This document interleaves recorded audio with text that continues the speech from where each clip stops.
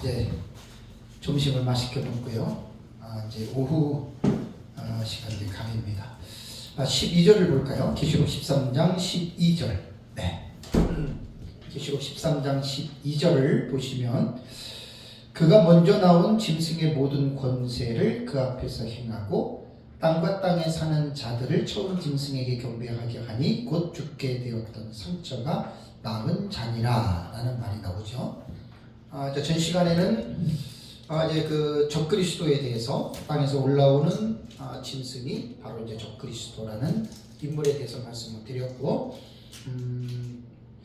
첫째 시간과 둘째 시간에는 이제 그냥 좀 이렇게 서론적인 면에서 제가 이제 말씀을 좀 드렸습니다.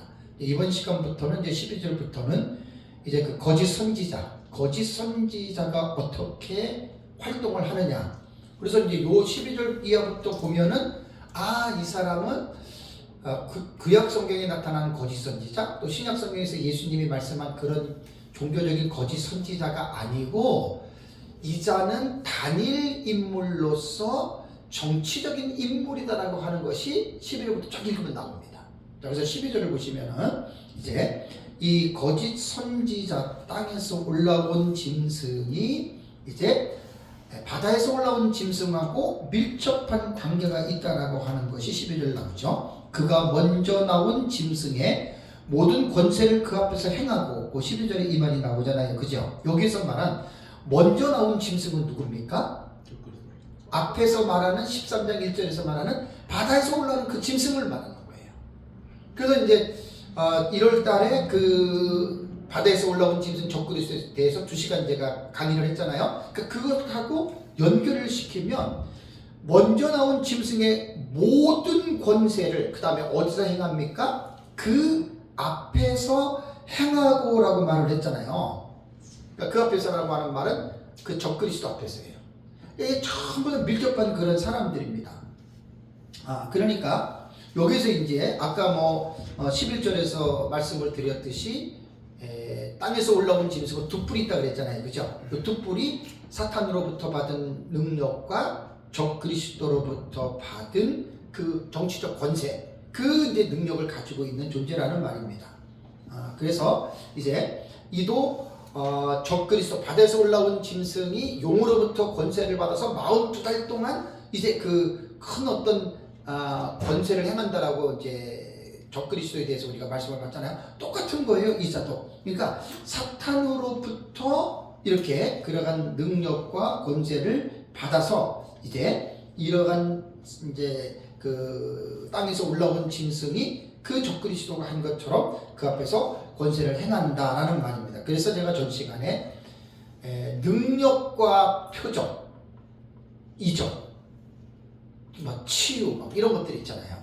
그거를 내가 부인하는 사람이 아니에요. 은사나 그런 걸 부인하지는 않는데, 이런 것들이 기적과 표적으로 볼 때는 지금 우리 교회에서 하는 거 아무것도 아닙니다. 그럴 정도로 엄청난 표적과 기적이 따라온다는 거예요. 이제 아까도 우리 이제 밥 먹으면서 얘기했지만, 이단과 사이비들 같은 경우는요, 밋밋해가지고는 절대로 교회가 커지지 않습니다. 다 능력과 기적이 따라와야지 따르는 만큼 교회가 큰 거예요. 베레아 김기동 같은 경우는 귀신 쫓는데, 병 고치는데, 만민중학교 이제로 거기도 다 귀신 쫓고 병 고치는 데에 그렇게 해가지고 사람들이 들어간 거예요. 제가 하나 묻겠습니다. 굿할 때, 무당들이 굿할 때 병 고칩니까? 안 고칩니까? 고쳐요. 많이 고쳐요. 그러면 그거는 어떻게 해서 병을 고친 줄 아세요? 누가 고치게 한 줄 아세요? 100% 귀신입니다. 그래서 무당들도 보면은 그 자기들이 받은 그 계급들이 있어요. 그러니까 큰 신을 받은 무당한테는 그보다 조금 얕은 신을 받은 무당들이 꼼짝 못하잖아요. 기가 달라요. 그럼요, 기가 달라요. 그 흰 기를 꽂아놓은 데는 아니고 빨간 기는. 그렇구나, 맞습니다. 그게 이제 그런 거기 때문에. 아니요? 엄마가 무당이었거든요. 목사님은 무당이었어요? 엄마가. 어머 세상에. 차라리 우리 엄마가 큰 무당이었어요. 아이고 세상에. 그래서 살았으니 무당 세상에 정말 큰 하나님의 섭리네요. 하나님 섭리가 있네요. 다 구원시켜. 그러니까 보세요. 귀신을 쫓아냅니다. 거기다 한 쌍이 다 보이고 다 해요. 너무나 잘하시는 말씀입니다. 그러니까 그런 어떤 분명한 악한 영들 세계에서 이 영적인 세계라는 게 그렇게 혼란스럽기 때문에 자칫 잘못하면 귀신의 노름에 많이 그리스도인들이 빠질 수 있습니다. 농락당합니다. 그러니까 다 그런 교회들은 전부 다 그렇게 그 귀신에 의해서 농락을 당한 거예요. 정말 여러분 조심해야 됩니다. 그래서 무조건 이적이라고 해서 기적이라고 해서 무조건 그거 따라가기 시작하면 그래서 이적적인 신앙에 빠졌다? 그 위험한 겁니다. 그거 분별을 못합니다. 그래서 잘 말씀하셔서 해야 되고 그 다음에 이제 12절에 또 뭐라고 그랬습니까? 이제 이걸 한번 보세요. 땅과 땅에 사는 자들을 그랬죠. 그죠? 그러니까 이 세상 사람들이에요. 그 사람들을 어떻게 합니까? 처음 짐승에게 어떻게 해요? 경배하게 하니 그랬죠. 그죠? 자, 이게 여러분 무슨 말일까요? 처음 짐승에게 경배하게 하니라는 말이 나옵니다. 처음 짐승이 바로 바다에서 올라온 적그리스도죠. 여기에서 그 적그리스도를 모든 사람들에게 이 거짓 선지자가 하는 일이에요. 땅의 모든 사람들을 그 처음에 나온 그 적그리스도에게 뭘 하게 한다고요? 경배. 경배라고 하는 단어가 프로스큐니에요. 경배하게 하다? 예배를 드리게 하는 거예요. 원래 프로스큐네오는 예배를 드릴 때 사용하는 용어입니다. 경배한다는 말이. 그러니까 모든 땅에 사는 사람들, 여기서는 택자는 없는 거예요. 택자는 들어가질 않아요. 다 불택자들입니다. 그러니까 땅에서 올라오는 짐승인 이 거짓 선지자가 하는 일이 아까 이제 첫째 시간, 둘째 시간에 서론적으로 제가 많이 말을 했잖아요. 이 거짓 선지자는 적그리스도의 갑옷을 입고 다니는 시종이라고 이레네우스가 말한 것처럼 이 거짓 선지자는 바로 그 적그리스도를 신으로 경배케 하는 어떻게 보면 적그리스도의 제사장으로 보면 됩니다. 적그리스도의 제사장 역할을 이 거짓 선지자가 하는 거예요. 그러면서 땅과 땅에 사는 자들 처음 짐승에 경배하게 하니 그 다음에 또 뭐라고 말을 하냐면 곧 어떻게 해요? 죽게 되었던 상처가 나은 자라. 여기서 죽게 되었던 상처가 나은 자라라고 하는 말은 3절을 보십시오. 3절, 13절, 3절. 지난달에 봤던 건데요. 그의 머리 하나가 상하여 죽게 된 것 같더니 그 죽게 되었던 상처가 나오매 온 땅이 놀랍게 여겨 짐승을 따르고 그랬죠. 그죠? 그러니까 적그리스도는 역사 세계 속에서 등장하면서 10뿔 중에 3뿔을 뽑아내는 어떻게 보면 정치적인 쿠데타를 일으키는 인물로 봐야 됩니다. 그 쿠데타를 이루는 과정 속에서 상대방에 의해서 자기가 죽임을 당하는 죽을 수밖에 없는 엄청난 위기에 이 적그리스도가 빠진 거잖아요. 근데 여기서 기적적으로 어떻게 돼요? 살아나죠. 그것 때문에 전화위복이 된 거예요. 그것 때문에 많은 사람들이 와 저 사람은 진짜 신이야 신 이렇게 이 일이 진행이 된다는 말입니다. 그래서 거짓 선지자는 이 땅에서 올라온 짐승인 이 거짓 선지자는 바다에서 올라온 짐승인 적그리스도를 모든 사람들로 하여금 신으로 경배케 하는 이제 그러한 일을 하는 자다라는 말입니다. 조금 이제 미리 가서 14절을 볼까요? 13장 14절을 나중에 볼 건데 짐승 앞에서 받은 바 이적을 행함으로 땅에 거하는 자들을 미혹하여 땅에 거하는 자들에게 이르기를 칼에 상하였다가 살아난 짐승을 위해 우상을 만들라. 여기서 이제 우상을 만드는 것까지 가는 거예요. 13절을 보면은. 그러니까 땅에서 올라온 짐승 이 사람은 종교적인 인물이 아니고 정치적인 인물이에요. 그래서 이 사람 하는 일이 바다에서 올라온 짐승인 적그리스도를 신으로 경배케 하는 정말 놀라운 일입니다. 아직은 이런 일이 없지만 예수님 재림 직전에 한 일의 때가 오면 이 일이 이제 구체적으로 역사 속에서 나타납니다. 자, 그리고 나서 이제 이 적그리스도의 하는 활동을 보면은 13절을 보겠습니다. 13절에 큰 이적을 행하되 심지어 사람들 앞에서 불이 하늘로부터 땅에 내려오게 하고. 자, 이적과 권능 조심해야 된다고 말했습니다. 여기서는 어떤 큰 이적을 행하는데 심지어라는 말입니다. 그러니까 이게 혼자 하는 게 아니에요. 많은 사람들이 보는 곳에서, 제가 볼 때는 아까도 말씀드렸지만 뭐 교회에서 은사 집회, 치유 집회 해가지고 막 안진뱅이 일어나고 그러면 아무것도 아니에요.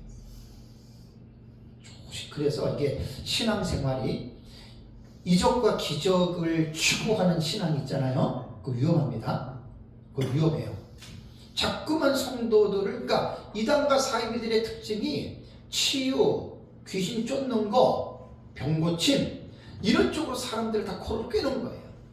왜냐하면 그런 어떤 아픔을 갖고 있는, 어려움을 겪고 있는 사람들이 바라는 것은 그거잖아요.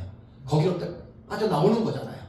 그래가지고 그것을 아주 그냥 목회 앞에 내세워가지고 그게 사람들을 끌어모으는 거예요. 근데 여러분 조심하셔야 됩니다. 이단이라고 판정받은 교회에서 그 사람들이 예수 이름으로 귀신을 쫓아냈다고 해서 하나님이 성령의 귀신을 쫓아냈다고 보면은 안 돼요. 아까 조금 전에 물어봤잖아요. 굿할 때 귀신 쫓겨나가잖아요. 병 고치잖아요. 그런 원리예요. 왜 그런 교회들을 우리가 이단이라고 합니까? 그건 건전한 성령의 운행하는 교회가 아니에요. 정말 조심하셔야 됩니다. 성령이 운행하는 교회가 아니에요. 그러니까 사람들의 필요를 딱 미리미리 알아가지고 병 고치는 거, 귀신 쫓는 거, 돈 부자 되는 거, 요런 것만 미끼로 탁탁탁 던지면 믿음 없는 사람들은 거기 다 빨려 들어갑니다. 그래서 그 교회에 빨려 들어가가지고 막 이제 자식이 아프고 뭐하고 해가지고 이제 돈 내고 뭐하고 막 자기들끼리 어쩌고저쩌고 하다 보면 정상적인 교회에서는 기도를 통해서 병 고침이 일어납니다. 정상적인 교회에서 하나님 의지하고 기도하면 병 고침 나타납니다. 이거 부정하는 건 잘못된 사람이에요. 비정상적인 교회에서 기도하는데 나타났다 그러면 여기서는 조심해서 생각해야 됩니다. 다 성령의 역사가 아닙니다. 아까 거짓 선지자가 주의 이름으로 귀신을 쫓아내고 그 주의 이름으로 많은 권능을 행했다 그랬잖아요. 제가 한 20년 좀 전에 저도 이제 신사도나 이런 거 조금 경험했다 그랬잖아요. 저 축사도 해보고 다 해봤어요. 내적 치유 이런 거. 나중에 하면 금방 깨닫게 한 거예요. 그래서 저는 이렇게 얘기해요. 귀신놀이. 귀신 장난하는 거예요. 근데 뻐젓이 거기에는 예수 그리스도 이름으로 내적 치유하거든요. 이정근 목사님은 알 거예요. 제가 저쪽에 지방에 그거 다 귀신놀이 하는 거예요. 그러니까 분별을 못하는 게 사람들. 그러니까 무조건 이상적인 거 막 병 낫고 뭐고 낫고 그러면 무조건 하나님 거주도 이렇게 하거든요. 그럼 왜 베레아라든가 만민중앙교회를 왜 이단이라고 합니까? 그 교회가 내세운 게 다 그거예요. 다 그거예요. 그 만민중앙교회 제가 이제 이재룡 목사 이제 죽고 나서 제가 이제 한 달 전인가 딱 홈페이지를 들어가 봤더니 그 딸이 이제 대행으로 목회를 하는 거예요. 근데 설교 끝에 마지막에 이재룡 목사 축도를 영상으로 항상 집어넣어요. 한 5분 가까이 돼요. 5분. 병 한 30가지 40가지 병들 축도하면서 간질병, 귀신병, 자궁암, 무슨 암, 뭐뭐암, 뭐뭐 정신병, 뭐뭐뭐 한 5분 가까이 합니다. 예수의 이름으로 다 떠나가요. 전 세계적으로 지금 그 방영이 되잖아요. 만민 그 재단에 있는 사람들은 왜 그러겠어요? 우리 주변에 정신적인 질환 아니면 육체적인 병 하는 사람들 많습니다. 그런 사람들의 소망은 다른 거 없어요. 병 고치는 거예요. 그러니까 귀신이 고쳐준다 그래도 그들은 고침을 받기 원하는 거예요. 이거 조심하란 말이에요. 그러니까 왜 제가 이 말을 강조하냐면 이 거짓 선지자가 적그리스도가 엄청난 표적과 기적을 행하는 자란 말이에요. 여기에 사람들이 쫙 빨려 들어간단 말이에요. 여러분들도 잘 기억을 하셔야 됩니다. 여기 보면 심지어 그랬잖아요. 심지어 사람들 앞에서 불이 하늘로부터 내려오게 하라라고 이렇게 말을 했는데 왜 심지어라는 말이 뭘까요? 이 놀라운 큰 이적, 이런 것 외에도 수다한 이적들 외에도 또 이적이 또 나타나는 건데 어떤 이적이냐? 불이 하늘에서 내려와요. 하늘에서 불이 완전 초자의 이적이잖아요. 그죠? 자연적인 이 기적이 나타나는 거예요. 이것은 마치 엘리야가 갈멜산에서 기도할 때 제단에다가 제물을 올려놓고 기도할 때 어떻게 됐어요? 하늘에서 불이 실제입니다, 여러분. 실제 그 상징 아닙니다. 실제로 그 하늘에서 불 내려와가지고 제물을 태워버렸단 말이에요. 태워버렸단 말이에요.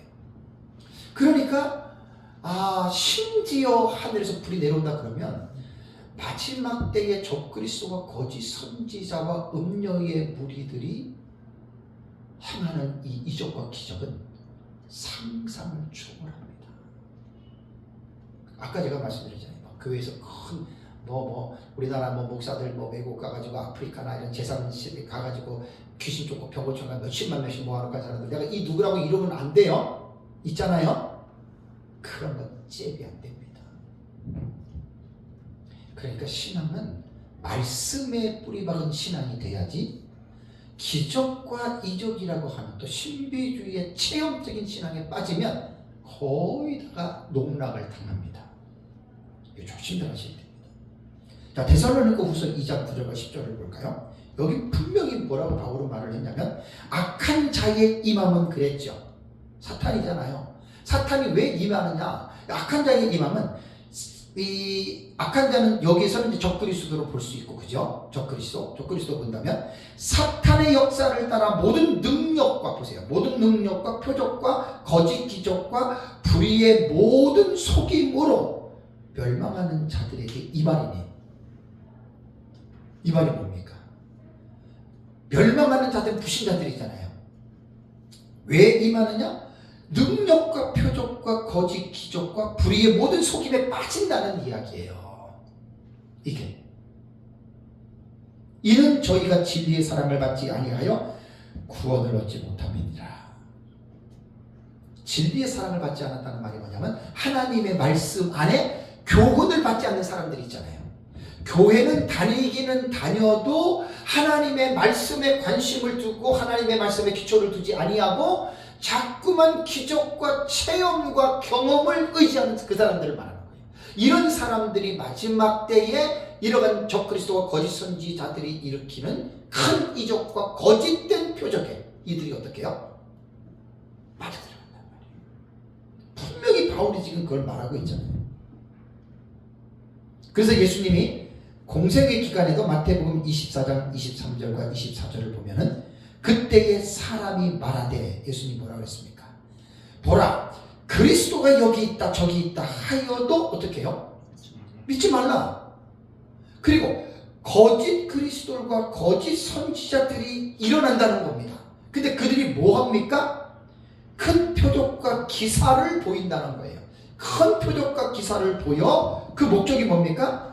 할 수 있으면 택하신 자들도 미혹하기 위해서, 택하신 자들도 미혹하기 위해서 마지막 때에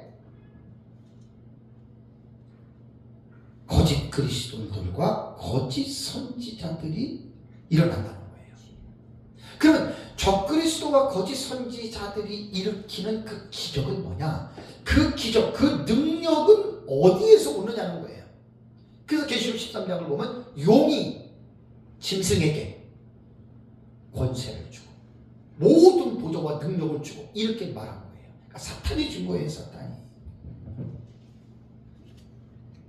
이게 이제 지금 우리 시대에는 이런 일이 안 나타났지만, 이게 이제 마지막 때에 이런 일들이 여러분 나타난다는 것입니다. 그래서 이제 이 표적과 이적은요, 교회뿐만이 아니라 아마 사회적인 모든 전반적으로 아마 이런 일이 일어날 거예요. 그래서 교회에서 하는 은사 집회니 치유 집회니 그런 것 때문에 비교가 안 될 정도로, 전 세계적으로. 그러니까 많은 사람들이 아까도 말씀드린 대로 이적과 기적이 나타나야 거기에 관심을 갖고 빠지는 거예요. 예를 들어 내가 병이 걸렸어요. 근데 병이 걸렸는데 이 병을 못 고쳐. 근데 누가 고쳐줬어요. 그럼 병 고침을 받은 사람은 그 사람이 절대적으로 보일 거 아닙니까? 그런 원리예요.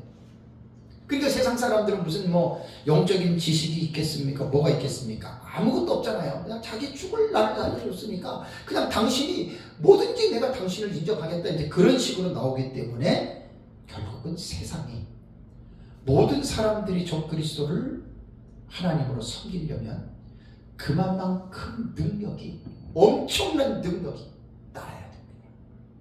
그래서 사람들이 그걸 보고, 그래서 이제 예수님도 거짓 표적과 기사에 조심하라고 말한 거예요. 정말 여러분, 이거 되게 중요한 말입니다. 그렇다고 해서 제가 무슨 성령의 은사나 치유나 이런 거 제가 부정하는 사람이 아닙니다. 절대로 그런 거 부정하는 사람이 아닙니다. 우리가 야고보 사도처럼 너희 중에 병든 자가 있느냐? 그리스도 이름으로 기름을 바르고 병 낫기를 기도하라. 그거는요, 우리 믿음의 행위예요. 그럼 기도하면 모든 병을 하나님이 낫게 해줍니까? 아닙니다.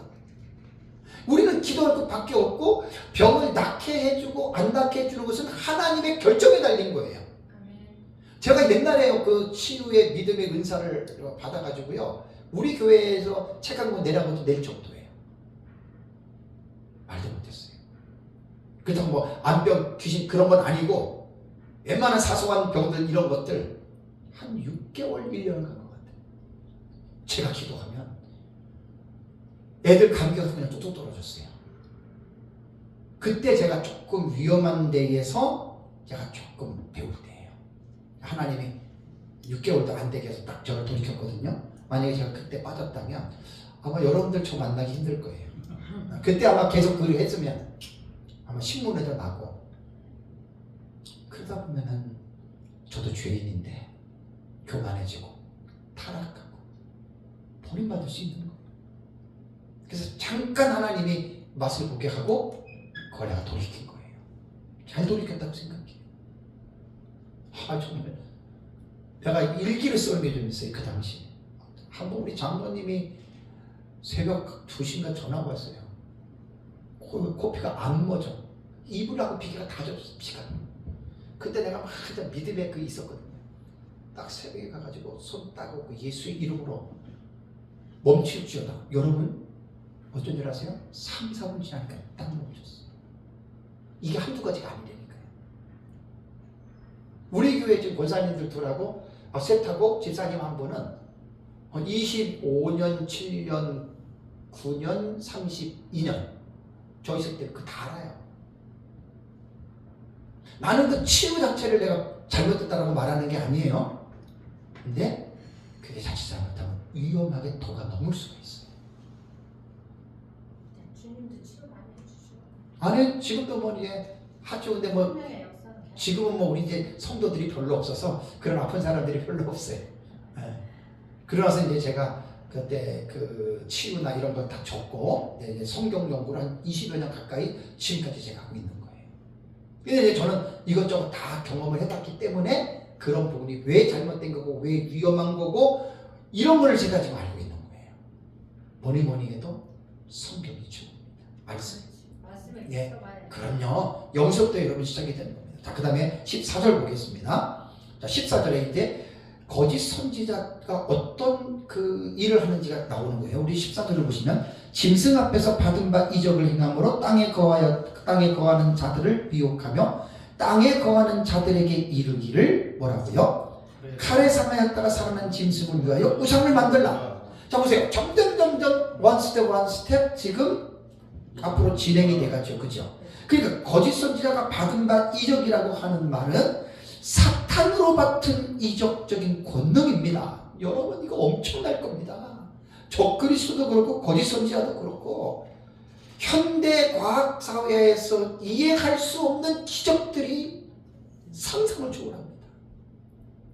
이게 거짓 선지자가 적그리스도가 이거를 행하는 거예요. 이게 다 누가 주냐? 다 사탄이 주는 거예요. 용이 줬다고 그랬잖아요. 용이. 그래서 짐승 앞에서 행한다. 거짓 선지자는 짐승 앞에서 이게 짐승을 위하는 것입니다. 왜? 이렇게 해야지만이 땅에 사는 사람들을 그 짐승을 경배하도록. 그래서 칼에 상하였다가 살아난 짐승을 위하여 이제 뭐라고요? 경배를 넘어서 우상을 만들라 이렇게 말하는 거예요. 그래서 칼에 상하였다가 다시 살아난 짐승이 바로 앞에서 말한 적그리스도입니다. 그래서 이제 이 적그리스도를 결국은 우상을 만들어 놓고 신격화를 하는 겁니다. 참 이게 너무나 중요합니다. 그래서 이제 아까 13장 3절에 적그리스도가 칼에 상하였다가 죽게 된 것이 나았다 그랬잖아요. 그죠? 그리고 여기 14절에서 말하는 칼에 상하였다가 나라는 짐승을 위하여 우상을 만들라. 요 12절에 추가된 내용과 함께 동일한 사건을 반복적으로 사용하는 이걸 관계절이래요. 관계절. 그러니까 3절과 12절과 14절은 관계가 있잖아요. 그죠? 그 내용을 또 확장시켜서 말했으니까 이거는 문학적으로 말할 때 관계절이라고 합니다. 관계절. 아까도 제가 밥 먹을 때 말씀드렸잖아요. 성경을 해석할 때는 무조건 해석이 안 됩니다. 반드시 문법적인 해석을 해야 됩니다. 문법적. 이게 성경을 가장 기본적으로 보는 건강한 방식이에요. 관계절을 띄고 있는 거예요. 3절과 11절과 14절은. 그래서 이제 우상을 만들어 놓고 지금 여러분 한번 생각해 보십시오. 우리 사회주의 국가 같은 데는 특히 우리의 동족인 북한만 보더라도 김일성, 김정일 우상 만들어 놨잖아요. 그게 우상이란 말이에요. 동상 만들어 놓고 그 앞에서 절하고 하는 거. 민주주의 국가에서 어디 대통령을 그게 우상을 만들어 놓나요? 안 만들어 놓잖아요. 근데 이게 마지막 때에는 전 세계가 각 나라의 독특한 개별적인 나라는 존재해요. 지금 한 220개국 이상이 되니까 존재하는데 그 존재하는 나라들이 결국은 전 세계가 정치적으로 하나로 통합되는 거는 사실 우리 없다고 봐야 돼요. 가끔 가다가 이제 우리 배울 때도 그런 말 있잖아요. 이제 단일 정부 얘기를 하잖아요. 여러분 단일 정부는 안 됩니다. 그 세대주의에서 만든 말인데 무조건 나도 모르고 처음에는 이제 단일 정부가 전 세계 하나가 정부 된다 했잖아요. 단일 정부는 안 돼요. 단일 정부를 만들려고 마지막에는 시도를 하는데 이게 이제 어디서 제가 깨달았냐면 둘째와 여섯 번째 나팔이 유브라데 전쟁이잖아요. 유브라데 전쟁이 뭐죠? 4대 열강의 전쟁이잖아요. 그러면 만약에 단일 정부가 형성이 됐다면 싸우겠어요? 안 싸우겠어요? 안 싸우지요. 그럼 하늘의 후반부에 들어갈 때 4대 열강이 싸웠다는 말은 뭐죠? 단일 정부가 형성이 안 되는 거예요. 저도 처음에는 뭣도 모르고 우리 배운 대로 단일 정부 생긴다 그랬잖아요. 아니에요. 안 생겨요. 그러면 저 이제 유브라데 전쟁을 통해서 네 번째 짐승이 승리합니다. 그게 이제 연합국가 형태를 가진 나라가 새 짐승을 발로 밟고 승리합니다. 그러고 나서 이제 남은 기간은 42달밖에 안 돼요. 42달밖에. 그래서 이런 부분들을 잘 우리가 이해를 합니다. 이제 이 우상이라고 하는 것은 과거의 짐승 제국을 생각해 보십시오.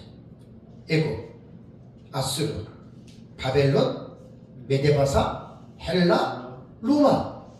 다 짐승 국가의 특징은 뭐예요? 우상을 만들어 놓잖아요. 그죠? 그 우상이 누구지요? 사람입니다. 그죠? 네. 애굽 다 보세요, 여러분. 사람이란 말이에요. 사람을 우상으로 만들어 놓고 그 우상이 하나님이다. 하나님이 제일 싫어하는 게 우상 숭배잖아요. 당연히 하나님이 세상을 창조하시고 하나님이 이 세상을 지배하고 다스리시는 만왕의 왕이신데 하나님을 경배해야 될 것을 죄인들은 하나님을 알지 못하니까 사람을 경배하는 거예요. 이게 우상이란 말이에요. 그래서 마지막 때에 7번째 제국 자체도 우상은 사람을 우상을 만드는 거예요. 앞에 역대 6개의 짐승국가처럼 사람을 우상으로 만들어 놓고 결국은 그 사람을 프로스크네요. 경배한다. 이게 이제 하늘의 후반부에 생명책의 이름이 기록되지 않는 모든 사람들이 여기 전부 다 동참합니다. 다 동참하고 났을 때 그때 예수님 재림하시고 7번째 대접, 6번째 대접이 예수님 재림이잖아요. 7번째 대접으로 예수님이 세상을 불러 심판하는 거예요. 왜? 심판받을 짓을 했잖아요.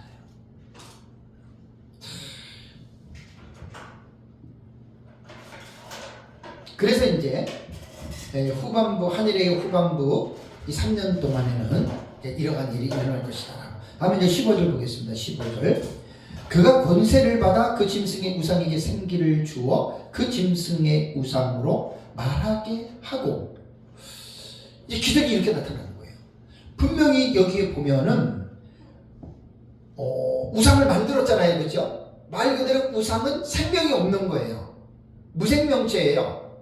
뭐 어떤 걸로 만들었는지는 모르겠어요. 형상으로 만들는지 어떠한 뭐 특정적인 어떤 사물의 형태를 띠는지는 알지는 못하지만, 그가 짐승의 우상에게 생기를 주는데 그냥 자기가 주는 게 아니잖아요. 어떻게? 권세를 받아. 누구에게 권세를 받습니까? 사탄에게 붙는 거죠. 영적으로는 사탄이고 정치적으로는 적그리스도.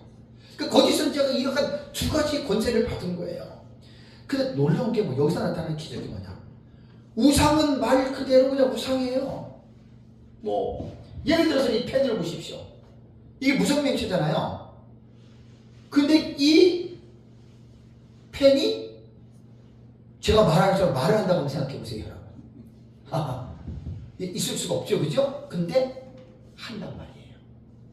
이 무생명체가 인격체처럼 말을 한다니까요. 여러분, 이런 기적이 어디 있습니까? 15절의 내용이 그 말이에요. 우상에게 생기를 주어 그 짐승의 우상으로 말하게 하고. 그래서 이제 제 책을 보면은 여러분들이 좀 607페이지를 읽어보시면 돼요. 고대 시대에 뭐 이렇게 우상에게 뭐 하는 이런 것들. 그리고 이제 요한계시록을 해석하는 사람들이 뭐 40년, 50년 전부터 옛날에는 이제 이 우상의 TV다 이렇게 얘기했어요. TV. 왜냐면 텔레비에서 그 기계에서 사람의 모습이 나오고 말이 나오잖아요, 그죠? 이렇게 본 사람이 있고, 조금 더 지나서는 이제 컴퓨터가 이제 우상이다 이렇게 말을 하고, 조금 더 지나서는 이제 로봇이라고 얘기를 하는 로봇. 근데 누구 해석이 옳으냐? 그건 우리 알 수 없어요. 그 시대마다 문화적인 상황에 따라서 사람들은 생각하는 기준들이 달라요. TV, 컴퓨터, 로봇. 그리고 이런 것들을 보면서 중요한 거는 뭐냐면 어떤 것이든지는 모르지만 우상은 우상입니다. 근데 그 우상이 말을 한다. 근데 이게 사람이 하는 게 아니에요. 사탄이 하는 거예요, 사탄이. 근데 세상 사람들은 사탄인 줄 알아요, 몰라요? 모르지요. 저 사람이 슈퍼맨이야. 와, 저 사람 신이야, 신. 이렇게 되는 거예요. 신이야, 신. 그러니까 우리 그리스도인들은 사람을 신으로 봐요, 안 봐요? 우리는 안 보지요. 사람이죠, 사람. 아무리 슈퍼맨이라 하더라도 그 사람일 뿐이지 사람은 신이 될 수가 없잖아요. 그죠? 그러니까 이런 부분들을 잘 이해를 해야 됩니다. 그래서 우상이 나타나는 목적이 있습니다. 목적. 그 목적이 뭐냐면 짐승 적그리스도를 경배하는데 목적이 뭐냐면 이제 짐승의 표를 이제 만드는 거예요. 짐승의 표를 만들어 가지고 그 표를 통해서 결국은 많은 사람들을 거기에 대해서 이제 그를 끌고 가려는 거예요. 그렇게 짐승의 표 문제는 16절에 나옵니다. 16절과 17절에. 그리고 또 하나 이제 여기서 우리가 볼 수 있는 게 뭐냐면 표를 받게 하는데 15절 볼까요? 15절 다시 보면은 우상에 말하게 하고까지 봤죠. 그 다음에 또 짐승의 우상에게 경배하지 아니하는 자는, 자, 우상에게 다 경배하는 게 아닙니다. 경배하는 자는 어떻게 해요? 몇이든지 다 어떻게 해요? 죽이게 하더라. 우리는 이 부분을 명확하게 이해하고 있어야 됩니다. 여기에서 지금 적그리스도 우상을 만들어 놓고 그 우상을 경배하게 하고 그 우상을 경배하지 않는 자들을 죽이는 시점이 언제이겠습니까? 그러니까 우리는 계시록에서 사건이 나타날 때는 이 사건이 언제 어디서 일어났는지를 정확하게 여러분 우리는 성경을 통해서 이것을 정확하게 우리가 분별을 해야 되거든요. 그럼 여기서 며칠은 다 죽이게 한다. 이때는 한일의 전반부는 아니에요. 이 후반부로 봐야 돼요. 후반부로 본다면 한일회가 7년이면 횟수로 말하면 3년 반이고 달로 말하면 42달이고 일자로 말하면 1260일이에요. 이 기간 동안에 죽인다는 거예요. 그러면 요한계시록을 우리가 이게 지금요 계시록에 대한 전체적인 내용을 모르면 이 해석도 막 왔다 갔다 하고 막 상당히 골치 아플 겁니다. 초대교회 교부들이 해석했던 가장 중요한 해석법이 뭐냐면 구약성경 다니엘서 9장 24절과 27절에 70일의 계시가 나오죠. 그 70일의 계시에서 마지막 남은 한 이래를 요한계시록과 연결해서 해석했던 최초의 신학자가 이레네우스와 히포리투스. 이거 분명히 한 일의 해석법을 아셔야 돼요. 한 일회를 우리는 7년으로 봐요. 근데 이 한 일회를 어디로 해석을 하냐면 한 일회의 해석법은 요한계시록으로 봅니다. 요한계시록 6장부터 19장에 나타난 사건을 한 일회 7년에 일어난 사건으로 봅니다. 자, 이렇게 되면 저는 100% 딱 반격을 해야 됩니다. 제가 왜 반격을 해야 되는 줄 아세요? 이 해석법이 많은 사람들이 누구의 해석법이냐고 물어본다면 모르는 사람은 말 못해요. 근데 계시록을 아는 사람들은 95% 이상이 이렇게 해석하는 해석법은 세대주의 해석법이라고 이야기를 한다고요. 제가 독법책에 아주 자세히 낼 거예요. 맞습니다. 세대주의자들의 해석법이 한일의 7년의 해석을 중요하게 생각하고 세대주의는 4장부터 보더라고요. 4장부터 19장까지를 이게 그 한일에 일어나는 사건으로 세대주의 해석을 하거든요. 그럼 제가 묻겠습니다. 세대주의는 누가 언제 만든 거죠? 19세기 중엽에 영국의 존 넬슨 다비가 만든 종말론 책이에요. 그러면 세대주의를 정확하게 역사적 전천년, 무천년, 후천년처럼 세대주의의 종말론을 우리를 뭐라고 불러요? 그냥 세대주의라고 하나요? 풀네임을 말해보세요. 세대주의 종말론. 네. 세대주의를 뭐라고 우리 불러요? 그냥 세대주의 이렇게 안 하잖아요. 예, 세대주의 전천년이라고 그러잖아요. 그냥 세대주의 이렇게 안 해요. 세대주의의 풀네임이 뭐냐면 세대주의 전천년설 이렇게 말한다는 말이에요.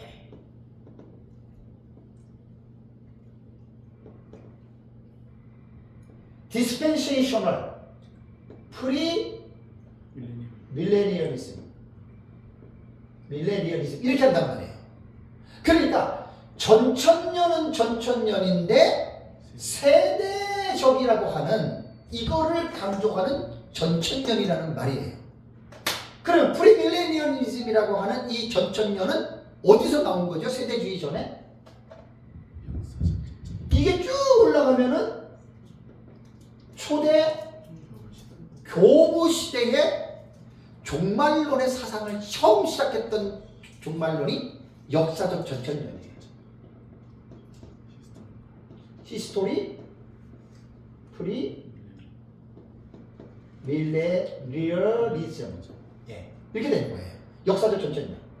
이거는 사도 요한의 제자가 폴리갑이고요. 폴리갑의 제자가 이레네우스고 이레네우스의 제자가 히포리투스입니다. 빨리 시작 그 시간에. 여러분, 역사적 전천년의 주창자들이 사도 요한으로 봐도 전혀 틀리잖아요. 왜? 사도 요한이 역사적 전천년이라고 하는 증거는 없어요. 그건 있다 그러면 거짓말 시키면 안 돼요. 그런데 사도 요한의 제자가 폴리갑이고 폴리갑의 제자가 이레네우스고 이레네우스 히포리투스잖아요. 그러면 대부분 제자를 보면 뭐라 하죠? 스승을 알잖아요. 거의 대다수의 극단적인 무천년이 아니고는 무천년주의자들도 초대교회 시대에는 역사적 전천년설로 보았던 것이 우선 이거 100%입니다. 조금 이제 극단적인 무천년주의자들은 그러나 이제 이거는 오버하면 안 돼요. 모든 교부들이 다 전천년으로 본 거 아니에요. 이렇게 말하면 그것도 거짓말이에요. 대다수의 유명한 이런 교부들. 제 책을 보면 이름들이 나옵니다. 그러니까 거의 모든 지금 학자들이 말하는 게 뭐냐면 초대교부 시대에는 이러한 역사적 전천년으로 봤다. 근데 이때 특징이 뭐냐면 역사적 전천년은 이 초대교부 시대에는 신학이 확립이 됐습니까? 안 됐습니까? 확립 안 됐어요. 모든 신학이 출발하는 단계가 초대교부예요. 뭐 신론, 기독론, 인재론, 교회론, 성령론, 구원론, 교회론 이런 것들이 모든 신학이 출발하는 단계이기 때문에 초대교부 시대의 역사적 전천년 종말론 신학이 뭐냐? 정체성 없어요. 다만 예수님 재림하면 천년왕국이 있다. 이게 이제 역사적 전천년의 주된 핵심이었어요. 그러다가 이제 5세기에 어거스틴이 출현하면서 성경을 풍요적인 해석을 받아들이죠. 알레고리 해석. 그러면서 그게 무천년의 신학이 기초가 된 거예요. 거기 보면 이제 클레멘트와 오리겐네스 있죠? 2, 3세기. 그 사람들이 그 알레고리 해석. 네. 그런 해석을 그들이 시작했던 그 흐름을 어거스틴 때에 내려와서. 어거스틴 그 전에 그 누구라는 학자가 있는데 알레고리 해석법에 무슨 미우스가 있어요. 그런 것들을 해서 어거스틴 사람이 그렇게 5세기에 그렇게 종말론을 확립을 하고 나서 그러나서 이제 사실 종교개혁 때까지는 무천년이 대세로 이렇게 흘러간 거예요. 그래서 저는 제가 이제 요한계시록 독법에 이거를 분명하게 제가 역사적인 그 사실을 제가 기록을 합니다. 그래서 어거스틴 5세기 때부터는 무천년이 이제 그 종말론이 나오면서 역사적 전천년은 수면 밑으로 가라앉은 거예요. 그래서 그냥 개인적으로 그냥 시대마다 그냥 나름대로 역사적 전천년 그냥 특징이 없으니까 정체성이 없이 그냥 이렇게 잠잠해진 거예요. 물 밑에 가라앉은 거예요. 그러다가 이제 16세기에 종교개혁이 일어나면서 그때까지는 무천년의 그 대세로 나가다가 19세기쯤에 가서 세대주의가 나오면서 존 넬슨 다비가 전천년의 사상을 초대교회 교부들이 확립을 하지는 않았지만 중요한 전천년의 그 플레임이 있잖아요. 그죠? 플레임. 그 플레임이 이겁니다. 그러니까 한일의 해석 7년을 요한계시록 6장과 19장으로 연결해서 해석했던 최초의 신학자가 누구냐? 제가 옛날에 서상구 목사님하고 통화할 때 내가 영어를 잘 못하니까 그분 영어도 잘하고 있으니까 영어 사이트에 들어가가지고 한일의 7년의 해석을 서 목사님이 쳐봤대요. 근데 우리로 말하면 네이버에서 딱 치면은 무엇인지 물어보세요. 지금 나오잖아요. 그죠? 영어 사전에서 뭐라고 얘기를 하냐면 한일의 7년의 해석을 한 세계 최초의 학자는 영어 사이트에 히포리투스에게 나와요. 저는 지금 이 사실을 강조하는 거예요. 그러니까 세대주의자들이 한일의 7년과 6장과 19장 해석을 주되게 사용한 건 맞아요. 그러면 이 해석법은 다비가 만든 게 아니에요. 틀은. 그래서 프리밀레니얼리즘 전천년에서 가지고 온 거란 말이에요. 이거를. 그러면 초대교회 때에 이런 역사 히포리투스나 이런 사람들이 세운 역사적 전천년이 뭐냐? 없어요. 정리가 안 됐단 말이에요. 큰 틀만 있고. 그리고 지금 제가 제 말 잘 들으시죠? 지금까지 역사적 전천년은 이거다라고 정리한 사람이 없어요. 제 요한계시록 독법책 나오면 이제 읽어보시면 거의 다 수긍할 거예요. 없어요. 그리고 세대주의가 19세기에 나오면서 역사적 전천년을 그동안 잠잠하고 물밑에 가라앉고 그 소수의 사람들만 이제 역사적 전천년을 해석하던 것들을 세대주의를 통해서 역사적에서 다시 한번 리바이벌 된 거는 맞아요. 이거는 세대주의가 일으킨 공으로 우리는 봐야 됩니다. 공이에요. 좋은 점이에요. 근데 문제가 뭔지 아세요? 다비가 역사도 전천년의 틀은 갖고 왔지만 자세한 내용이 없으니까 나머지의 내용들은 다비가 다 만든 거예요. 근데 후대에 우리가 보니까 해석이 어때요? 너무나 위험해요. 너무나 세대주의, 초창기 세대주의는 예수님 재림 두 번 얘기해요. 환란 전에 교회가 추가된다 그래요.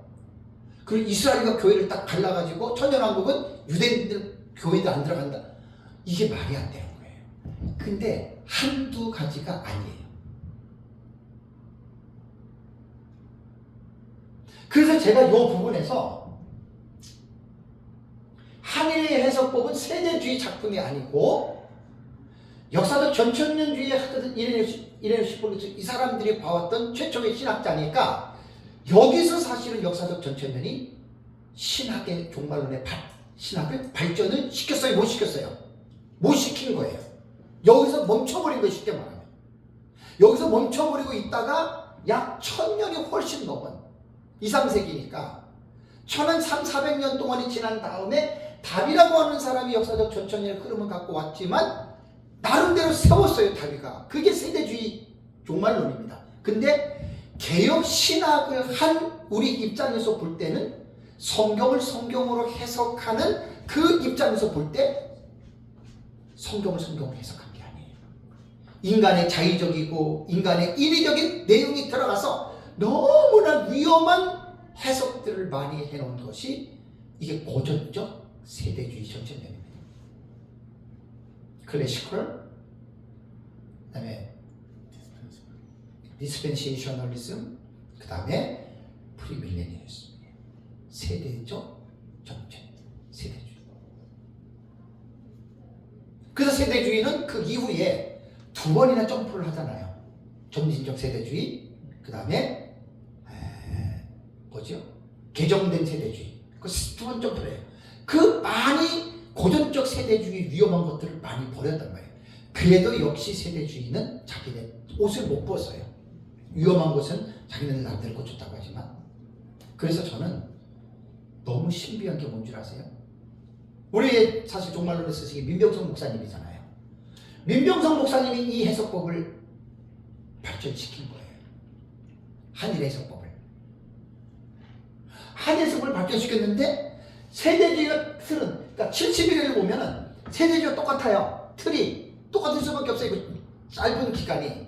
근데 내용을 들어가면 어떤 줄 아세요? 전혀 달라요. 많이 달라요. 세대주의가.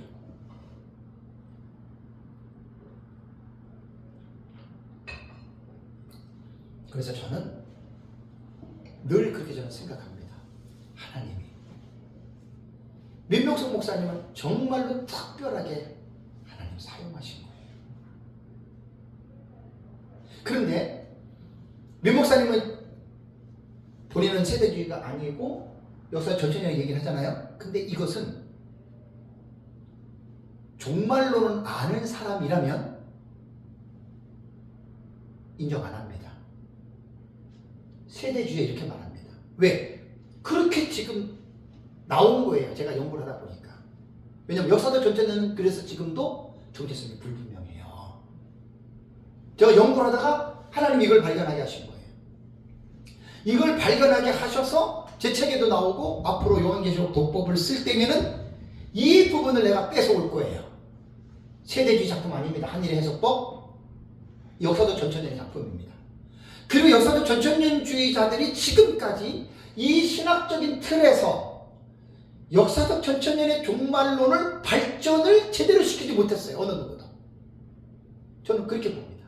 왜? 한일의 해석법으로 요한계시록을 이렇게 해석한 학자들이 외국인 거의 없다고 보시면 돼요. 제가 이제 사건의 해석을 볼 때는 거의 다가 전천년이나 무천년이나 50대 50으로 다 해석들이 되어 있어요. 이렇게 해석이 되는 것은 전천년주의자들이 거의 없어요. 거의 없어요. 그래서 이제 제가 이 부분을 하나님이 발견하게 하셨기 때문에 민병성 목사님이 해석했던 요 신학의 틀 있잖아요. 그죠? 그래서 요 틀을 역사적 전천년의 정체성이 뭐냐고 할 때는 이거다라고 제가 자신 있게 말합니다. 저는 어느 누구랑 이야기해도 전 자신 있습니다. 뭐 그레고리 빌, 뭐 세계적인 석학들, 로버트 마운스, 그랜트 호스번 세계적인 주경학자거든요. 요한계시록만큼은 오해하지 마세요. 뭐 되게 교만하다. 아마 이 목사님이 아마 제 마음을 알 거예요. 제가 지금 이거를 지금까지 10년 동안 넘게 하는 거예요. 그래서 요한계시록 독법이 나오고 2부에 하늘을 보는 저 도표 해설 제가 쓰거든요. 그리고 제 책 이것까지 딱 두 권만 갖다 대잖아요. 그러면 역사적 전천년이 뭔지가 그러니까 저는 지금도 생각해 보면 여러분 제가 뭐 무슨 실력이 있습니까? 아무것도 없잖아요. 근데 이거 깨닫는 게 이거는 진짜 이건 하나님의 깨닫게 이거예요 100%. 그러니까 모르는 사람들은 지금 오늘 제 이런 거 얘기하면 잘 몰라요. 많이 아는 사람은 알아요. 지금 이게 왜 중요한지.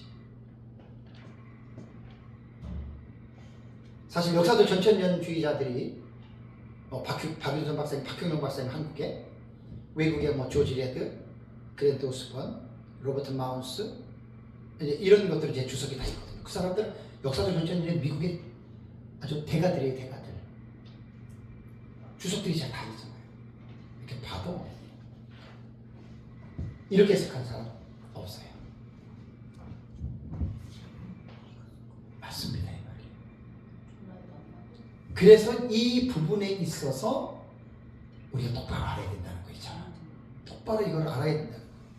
똑바로 알아서 바르게 우리가 이야기를 해서 제가 이제 이 부분에 대해서 이제 요한계시록 독법 책이 나오면 이 부분은 명쾌하게 제가 정리할 겁니다. 그리고 제가 이제 배웠던 한일의 해석법은 세대주의 아니고 역사적 전천년의 원래 틀이었는데 발전을 못 시켜서 지금까지. 그러니까 역사적 전천년주의자들 보면 제가 전천년, 무천년, 후천년, 세대주의 학자들의 책을 저한테 있는 것들을 이렇게 보면서 객관적으로 말을 하라고 한다면요, 역사적 전천년으로 종말론을 배우기가 제일 힘들어요. 제일 혼란스러워요. 그리고 제 짐작으로 볼 때 한국의 역사적 전천년으로 믿는 목회자들 있잖아요, 성도들, 그죠? 3분의 2 이상이 전천년과 세대주의를 잘 구분을 못해요. 아마 3분의 2 이상이 맞을 겁니다. 아마 구분을 못해요. 그러니까 제가 지금까지 여기서 11년째 지금 서울에서 강의를 하면서 거의 이제 모든 것 지금 제가 다 강의를 하는 거예요. 거의. 지금 하는 이것은 요한계시록은 고급반이에요. 고급반. 이게 본문 주회잖아요. 이 고급반이에요. 그래서 이제 저는 요한계시록 독법을 2년 전에 하나님이 깨닫게 하고 정리하고 강의하고 책으로 좀 집필을 하면서 깨달은 게 뭐냐면 지식이라는 게 편협적인 지식 혹은 단편적인 지식은 설득력이 약해요. 객관적인 입장에서 지식은 폭 넓어야 돼요. 그래야지만이 그 지식을 우리가 올바르게 논할 수가 있고 또 합리적인 그러한 설명과 지식들이 여러분 필요하다는 겁니다. 이 부분은 지금 제가 한 10분, 15분 정도 한 것 같은데 지금 되게 중요한 겁니다, 여러분. 이거 한일의 해석법이. 근데 거기다가 이거를 세대주의로 지금 다 오해하고, 실제적으로는 맞아요. 그럴 수밖에 없는 게 세대주의자들에 의해서 이게 지금 다시 리바이벌이 돼가지고 이거는 세대주의 공이라고 하는 거예요. 어떻게 보면 큰 공이에요. 큰 공. 큰 공으로 봐야 돼요. 그래서 이제 우리 스승 민 목사님이 어떻게 이거를 캐치를 해가지고 그 세대주의 위험한 해석법들을 다 털어버리고 나름대로 성경을 성경으로 해석하는 개혁 신학 입장에서 해석을 정리한 거예요. 여기에 저는 하나님의 큰 섭리가 있다고 봅니다. 그걸 제가 이제 민 목사님 만나서 배워가지고 그 사상을 제가 종합 정리해서 또 여기서 이제 제가 어떻게 보면 변증하는 거잖아요. 저는 지금 이게 다 변증적인 요소예요. 이게. 근데 변증이라고 하는 것은요, 객관적인 지식이 없으면 변증이 안 됩니다. 그 변호가 안 됩니다. 그냥 내 개인의 이론에 밖에 치우치지를 않아요. 근데 내 개인의 이론이 객관성을 띠고 이것이 옳다라고 할 때에는 반드시 그것을 입증할 만한 증거들이 따라와야 돼요. 그게 사실 이제 면 목사님 책에서는 그게 부족하잖아요. 그죠? 그런 것들이 없잖아요. 솔직하게. 저는 이제 면 목사님한테 배운 사람이기 때문에 그걸 하나님이 깨닫게 해줘서 그걸 지금 제가 제 책에도 집어넣고 그걸 갖다가 지금 여러분 이렇게 하고 있는 겁니다. 저는 여러분들이 제 책을 보시면 알겠지만 이 책은 제가 썼어도 제가 다 공을 면 목사님에게 돌린 거예요. 책을 보시면 알잖아요. 그죠? 면 목사님에게 제가 돌린 거예요. 근데 세상에서는요, 헤아리는 새 것이 없습니다. 새 것이 없습니다. 민 목사님도 다 배운 거예요. 그죠? 누구한테 어떻게 배운지는 모르지만 배운 거란 말이에요. 신학을 합동신학교 박은선 박사님 있을 때 공부를 하셨기 때문에 개혁 신학에서 배웠을 거 아니에요. 그죠? 그러니까 결국은 사람은 아무것도 아닙니다. 사람은 아무것도 아닙니다. 내가 뭘 했다고 해서 그거를 좋은 일들에 있어서 내가 했다 그러면 그 사람 나쁜 사람입니다. 하나님이 하게 하셨습니다. 그리고 하나님께 공을 돌리고 하나님께 영광을 돌려야 됩니다. 어쨌든 지금 거짓 선지자에 대한 제가 이 부분을 강의하다가 오늘 강의는 사실 어떻게 보면 제가 진도를 나가는 강의는 아니에요. 그죠? 진도 나가는 강의는 아니에요. 그냥 중요한 부분들에서 머물러서 그걸 좀 많이 강조하는 편이죠. 그죠? 사실 뭐 진도만 나간다고 할 것 같으면은 뭐 이렇게 그냥 쭉 나가죠. 뭐 1절, 2절, 10절에서 벌써 다 끝났을 텐데 그런 것도 시간상 필요하기는 하지만 또 지금처럼 제가 하는 좀 깊이 있게, 좀 폭넓게 이런 것들을 이야기하면 이 내용이 조금 더 우리가 생각할 때 조금 더 깊게 우리가 이해가 되거든요. 그러니까 이런 지식들을 우리가 기본적으로 알고 있어야 돼요. 그리고 여러분 이거 얘기해야 됩니다. 한일에 이거. 그래야지 오해도 안 받고 또 모르는 사람들 우리가 가르쳐 줄 수 있잖아요. 제 얘기 참말이에요. 이거 다 책에서 제가 자료들을 갖고 왔어요. 요한계시록 독법에서는 이거 다 제가 씁니다. 이거 다 인용합니다. 그럼 이제 독자들이 보고 판단하겠죠. 독자들이 보고 판단할 때에 이것을 보고 그들은 아마 알 겁니다. 어쨌든 지금 계시록 13장 11절부터 18절에 땅에서 올라오는 짐승. 계시록 13장 본문에서는 그 사람이 거짓 선지자라는 말은 안 나오지만 16장, 19장, 20장의 내용을 볼 때 이 자는 현아없는 거짓 선지자입니다. 그래서 이제 그 19장, 20장에는 짐승과 그 앞에서 이적을 행한다 그 말 나오잖아요. 그죠? 한번 여러분 보세요. 이걸 읽어보시면 딱 나와. 여기까지 이제 이번 강의를 들었기 때문에 여러분들이 충분하게 이 부분을 이해하는데 19장 20절 보세요. 이제 처음에는 모르는 사람들은 제가 전 시간에 19장 20절 할 때 무슨 말인지 이해를 못했을 거예요. 지금 거기서 조금 봤는데 20절 보겠습니다. 짐승이 잡히고 그랬죠. 그 다음에 그 앞에서 어떻게 해요? 표적을 행하던 누가? 그 다음에 이는 뭐라고요? 짐승의 표를 받고 그의 우상에게 경배하던 자들을 어떻게 해요? 표적으로 미혹하던 자라. 그럼 이 자가 누구예요? 땅에서 올라온 짐승. 그게 짐승이잖아요. 그거를 13장에서는 이 자의 이름을 말하지 않았지만 계시록 19장 20절에서 이 자가 누구라고요? 거짓 선지자 나오잖아요. 이렇게 되는 겁니다. 잠깐 쉬도록 하겠습니다.